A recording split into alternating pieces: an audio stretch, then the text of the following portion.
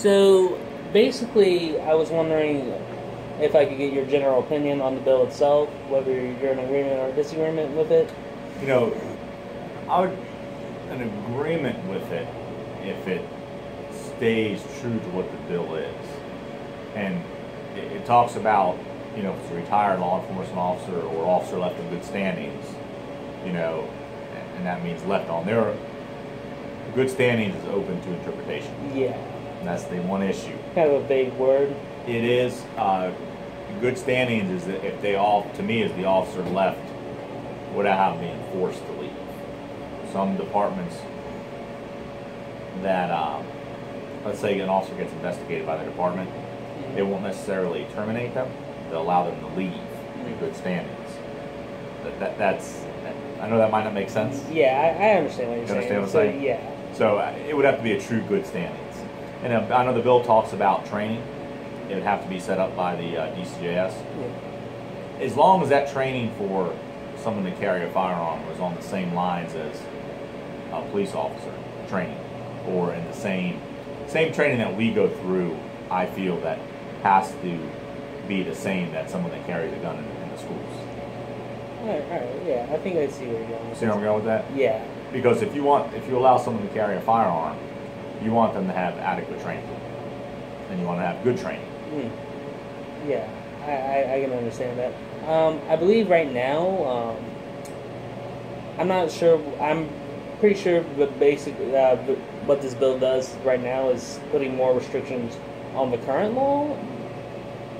From what I read, I believe the current law is like they have to the security officer has to have met a certain amount of minimum training requirements by the department. DCJS? Yeah. Yeah, so right now, you know, even for law enforcement, we have to, every 2 years, have a minimum amount of hours to be qualified as a law enforcement officer in the state of Virginia. Oh. So that's saying that they have to keep up. That should be, we qualify annually, and sometimes, and now shooting, we shoot more than once a year, but we qualify annually. Okay, so that bill would have to address that. Whoever carries the gun would have to qualify annually. And there should, I feel that bill should require that there's more than, let's say, 1 year, one time shooting. So they should go at least 2 times a year to train for firearms. Yeah, so basically like just an annual training regimen. Annual training, if you only shoot once a year, yeah. How proficient are you going to be? Yeah. Yeah, I can understand that. Something I also found really interesting about this bill, not to bring up any like left or right stereotypes. From what I can see, the bill adds more restrictions on the way security officers are allowed to carry around guns. And what I found strange about it was that it had more, it had a lot less backing from the Democratic side of the Virginia State Senate. Yeah, not to get too political. Yeah. Political. Yeah. Politics does, unfortunately, play into everything. Yeah. In day-to-day operations, especially. I mean, if you want to look at it on a historic standpoint. Yeah. Yeah. It's like pro-guns. Yeah. And anti-guns. And Democrats are normally More anti-gun. More anti-gun. Yeah. But not all Democrats are. It's just, you know, certain. And there's Republicans that are anti-gun. Yeah. It goes both ways. Yeah. But yeah, I mean, I know a lot of fear is putting more guns in the school is what you're doing. Yeah. Making it legal to have guns in school. I guess one of the questions that makes you think is, does putting a gun on a person going to deter a crime? I'm assuming that, to me, that's what that bill is trying to address, is if we arm someone, is that going to deter a crime? See, from the way I read it, it felt like the bill is just passing more regulation on the current law, which is, yeah, it has to be a retired officer who met a certain minimal requirement of training. But so what you're saying is that basically you're in support of the bill as long as it strictly is what the bill says. Yes, you know, unfortunately in government, Yeah. you know, when a bill is introduced, it's introduced the way in the beginning, then it gets trimmed. Yeah. Or added to. Yeah. And cut. And so the final bill isn't what was given. And that's my problem with this bill, is to me, reading the bill the way it is, it's got some good guidelines. Yeah. But it's when they strip those, Yeah, that you have the problem of, this isn't what I really wanted, but this is what I got. well, from what I've currently read up, the bill has gone through everything, so, and I believe the governor signed off onto it, so it's probably going to go into law. Now, I'm pretty sure, doesn't the bill say that the school board has to sign off? That's right. The school it has to have compliance with the school board, the particular security officer. Correct. They have to, if you want to say, sign. They have to sign off for the bill, so they can, even though it gets passed by the governor and it becomes a state law, if you want to say, but a individual school board can turn around and say, no, we don't like this. We're not going to implement this change. So if you could say, like, if there was something in the bill that could be different, you would say probably the wording in it could probably be better and less vague. Correct. Yeah. Because I now that you mention it, in good standing does seem kind of a vague term to use for a security officer. Correct. Because, you know, and the only way, and that's where that becomes hard, because, and I'm not saying only in law enforcement, but some jobs, you know, somebody does wrong in their job. So the company feels, they take action, but they feel bad. They don't want to tarnish the person's ability to get a job somewhere else. Yeah. So they let them leave, resign. Quote unquote good standing on paper. Exactly. But, yeah. And I don't think we'd want that. The only problem, the only other problem I see with the bill is you're arming security. Yeah. They're not law enforcement. They don't have arrest powers.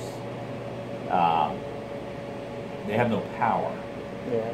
Because they're retired. Well, not that they're retired. It doesn't matter. They're a civilian with the authority to carry a gun on school property. They're not certified to effect an arrest. Yeah. You know, you're hoping, like I said, the way I see the bill is that you're hoping that an armed gun would deter somebody from committing a crime. Do you think that's the case, or? That's my interpretation of the bill. Now, I could be way off, because, you know, with a school resource officer, Yeah. a certified police officer, Yeah. that person's job is to enforce criminal law. That's my job, Yeah. enforce criminal law. I can, as you would say, legally detain you. I can legally put my hands on you if you're committing a crime that Yeah. needs to be. Yeah. A security officer is not going to be that. They're just going to be what they are, a security officer with a gun. Yeah. And So, yeah. you see where I'm going with that? Yeah, there's no way they can officially enforce the law because they're not gonna, a law officer. They're going to call the police. Yeah. So if you have a school, so here, for example, if there's a school security officer. No, yeah, I can sure. Hey, Mike. All right, go on. All right, so right now, there's different levels of security officers in the state of Virginia anyway. Yeah. Some carry handcuffs, and they can detain you. But they can't affect an arrest. So if at the school you had a security officer that had the ability to detain you, he would detain you and call the police, and we would have to come and take you along with maybe the security officer to get a warrant. Are you? So that, to me, it adds an extra step.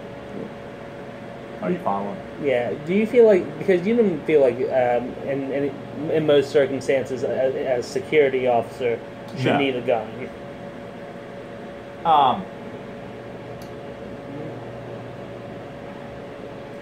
It depends on what you want to ask of that person. Yeah. Okay? Right now, you know, being a police officer, I have training outside of firearms. Yeah. We have defensive tactics. Yeah. We have other tools on our belt, from a baton, to pepper spray, to a taser. Yeah, I would not pick a fight with you. We are trained in all of those devices. Yeah. We don't carry them. We only carry what we're trained in. Yeah. If you had a security guard, unless I don't know what their qualifications are for taser. If they have to go through the same training law enforcement goes through, batons, if they have to go through batons, that's kind of out of my realm to know what a security officer's trained on. But, you know, I personally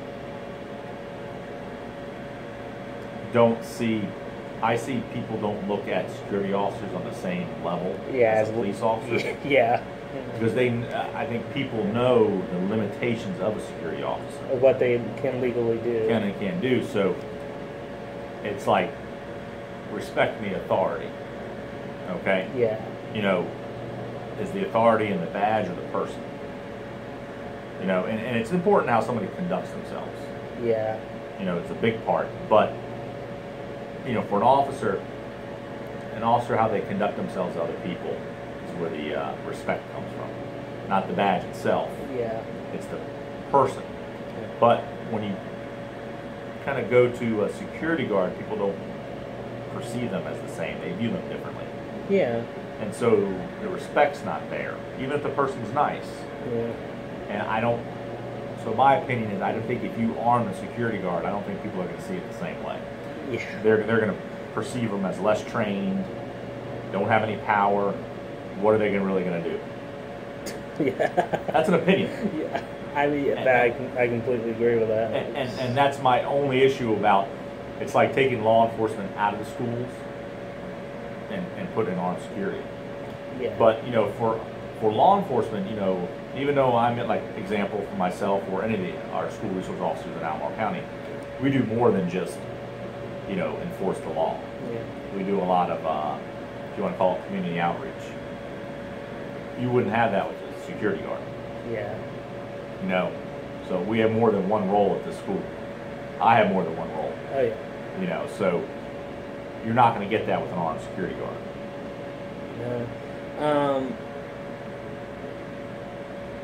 Back at again to what a security officer can legally and legally cannot do. If say an incident were to occur, the security officer pops his gun. There could be a lot of legal ramifications for that too, couldn't there? There would be. It would go back to the training. Mm. What training did that person have? You know, and then you have to take in. You know, a lot of times with legal issues that come up. Yeah. In other words, they don't know until they try. So it goes through court to find out, you know, how far what the law kind of entails to that. But if a security officer, let's say the school had a security officer like you asked, and he had to pull his weapon and fire his weapon. Did the training that DCGS provided or mandate in this bill, you know, did it meet the bill? Is it adequate? Do they need more training? Were they improperly trained, or did they not have enough training? Could this situation be avoided? Yeah. If they had more training, they were trained like law enforcement. Yeah. You know, because we're trained, as I said before, law enforcement's trained to shoot. Yeah. But we're also trained to de-escalate situations. Also true. Not to go to firearms. Oh yeah. And that also comes with that firearm usage also, not to pull it, comes with experience. You know? Yeah. So So that's a hard question to ask. I don't know what would happen, you know. But to go back to the bill, it talks about retired officers, officers in good standing. Yeah. You know, part of that is experience. You know, life experience as a police officer helps. You know, when you're dealing with an individual, you can read body language. You've been doing it long enough. You know. Yeah, I believe the bill said that you had to at least have 10 years of prior experience as a law enforcement officer. Do you think that's an adequate number of years? I would probably say yes, because I've been in this going on 20 years. It's like your first 5 years, you really don't know anything, no matter what. You know, some people say they've been here 2 years, 3 years, 4 years. Yeah. You don't. You don't know. You haven't experienced everything. It's like life. You haven't experienced that. Yeah. So 5 years is a good number. It gets your like foot in the door. You're doing it 5 years. You start experiencing. Yeah. 10 years, you've experienced a lot. Okay. Yeah. It gives you a better outlook. You pretty much probably in 10 years have done just about everything on it. Handled about just about every call multiple times. You build that your knowledge in 10 years. 10 years, I think, is a good solid number. Yeah.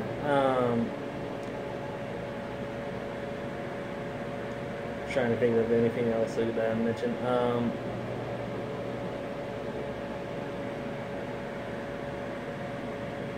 Trying to think. I think that basically covered about most of everything. Okay. I'd like to thank you for your time. No problem.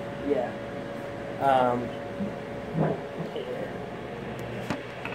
It's really helpful.